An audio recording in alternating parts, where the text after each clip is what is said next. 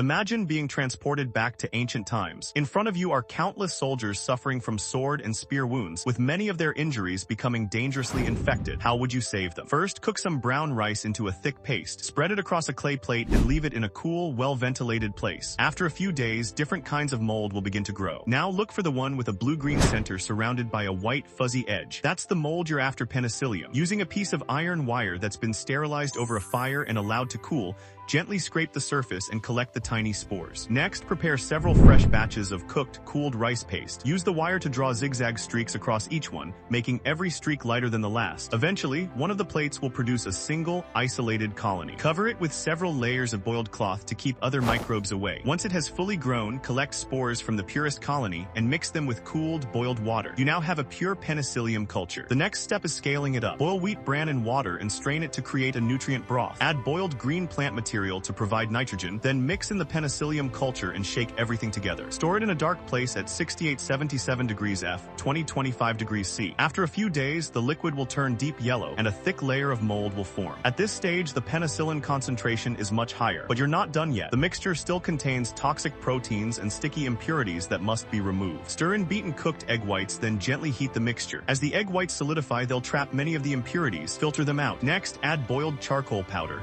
It will absorb pigments and other unwanted compounds. Filter it again to remove the charcoal. Then add a small amount of vinegar to make the liquid acidic. Now comes the most critical step. Immediately pour it into a sealed clay container with ether and shake it vigorously. Let it sit until 2 layers separate. The penicillin moves into the upper ether layer. Carefully remove the ether layer and add a small amount of a mild alkaline solution made from wood ash. The penicillin is converted into a salt and dissolves back into water. Congratulations, you've produced a concentrated penicillin solution, but don't celebrate just yet. Ancient times had no syringes, so there was no safe way to inject it into the body. Applying it directly to an open wound could introduce harmful microbes and even cause deadly infections like tetanus. On top of that, there was no reliable way to measure the correct dose. Dangerous impurities could still remain, and the risk of a fatal allergic reaction was extremely high. In the end, treating patients with it was almost entirely a matter of luck.